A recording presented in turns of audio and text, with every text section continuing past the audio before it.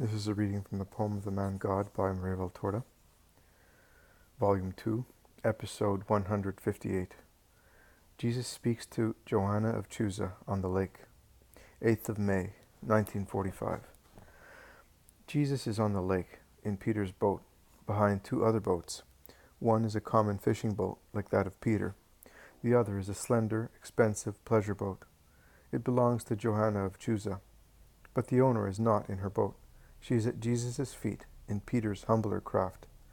I would say that they met by chance somewhere on the flowery shore of Gennesaret, most beautiful in its first appearance of Palestinian springtime, which strews its clouds of blossoming almond trees and lays the pearls of future flowers on pear and apple trees, on pomegranates, quince trees, on all the trees which are most beautiful, most fruitful, and bear the most beautiful blossoms and fruit.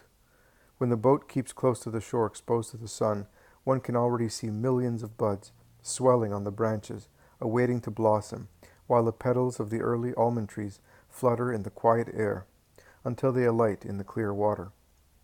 The shore is covered with new grass, which looks like bright green silk, are studded with the golden eyes of buttercups, or radiate star daisies, near which the beautiful, thin, bluish forget-me-nots, stiff on their stems like little crowned queens, smile gently, as placid as children's eyes, and they seem to be saying, yes, of course, to the sun, to the lake, to the other herbs, which are happy to bloom under the sky-blue eyes of their Lord.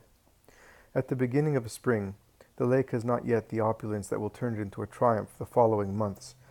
It has not the luxurious pomp, which I would call sensual, of the many thousand rigid or supple rosaries in the forms of tufts in gardens or veils against the walls, of the many thousand corims of cytici and acacias, of the thousands and thousands of groups of tuberoses, of the thousands and thousands of waxed stars, of citrus trees, of all the blendings of hues, of strong, soft, inebriating perfumes, which form the environment and spur of human great desire for enjoyment that desecrates this corner of the earth, which is so pure and is the lake of Tiberias, the place chosen centuries ago to be the theater of the greatest number of miracles worked by our Lord Jesus.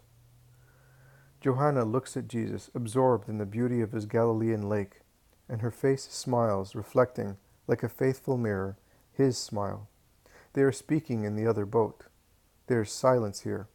The only noise is the thud of the bare feet of Peter and Andrew, who are maneuvering the boat, and the sigh of the water opened by the prow, and whispering its pain to the sides of the boat, and then changing into laughter at the stern, when the wound heals and becomes a silvery wake that the sun causes to sparkle, as if it were diamond dust. At last Jesus ends his contemplation and turns his eyes towards Johanna. He smiles at her and asks her, "We're almost there, are we not? And you will be saying that your master is not a very pleasant companion. I have not spoken one word to you." "But I have read them on your face, master, and I heard everything you said to these things which are around us." "Well then, what was I saying?" "Love, be pure, be good, because you come from God, and nothing bad or impure has come out of his hands." "You have read right." "But my Lord, the herbs will do that. Also the animals will do it." "Man, why will he not, although he is the most perfect?" "Because Satan's tooth has pierced man only. He pretended to demolish the Creator through his greatest prodigy, most like him."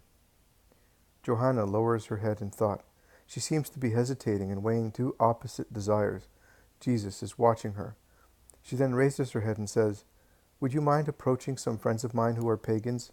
You know, Chuza is a courtier, and the Tetrarch, and even more so, the true mistress of the court, Herodias, to whose will every desire of Herod yields, as it is fashionable to show that they are more refined than any other Palestinian, to be protected by Rome, by worshipping Rome and everything that is Roman, flirts with the Romans of the proconsular household, and almost imposes them on us. Really, I must say that the women are not worse than we are. Also amongst us, on these very shores, there are some women who have fallen very low. And what can we speak of, unless we speak of Herodias? When I lost my child and I was ill, they were very good to me, although I did not seek them, and after, We have remained friends, but if you tell me that it is wrong, I will put an end to it." "No? Thank you, my lord. The day before yesterday, I was with one of these friends. It was a friendly visit as far as I was concerned, a duty call with regard to Chuza. It was an order of the Tetrarch who would like to come back here but does not feel too safe, and so he enters into more interested relations with Rome in order to be protected. Nay, please, you are a relative of the Baptist, are you not? Well, tell him not to be too trustful. He should never leave Samaria. On the contrary, if he does not mind, he should hide there for some time. The snake is going near the lamb, and the lamb is a lot to be afraid of everything. Let him be watchful, master, but it must not be known that I said it. It would be the end of Chuza." "Do not worry, Johanna. I will inform the Baptist in such a way that no harm will be done." "Thank you, my lord. I want to serve you, but by doing so I would not like to harm my husband. Nay, I will not always be able to come with you.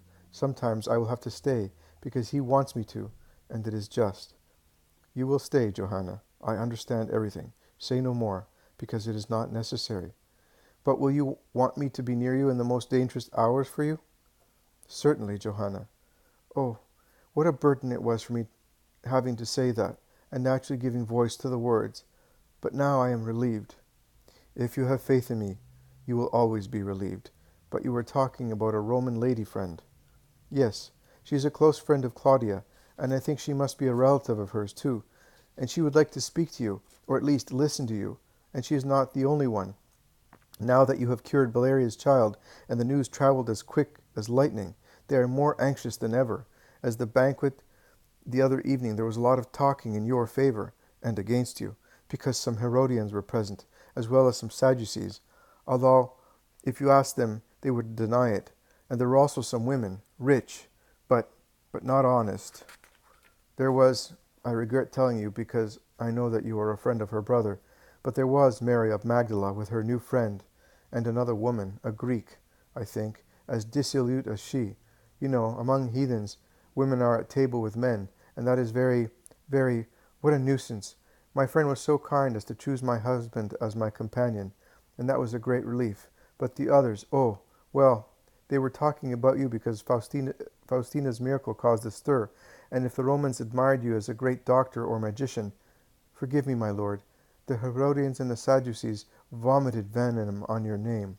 And Mary, oh, Mary, how horrible. She began sneering, and then, no, I will not tell you. I wept all night over it. Never mind, she will recover. But she is all right, you know. Her body is.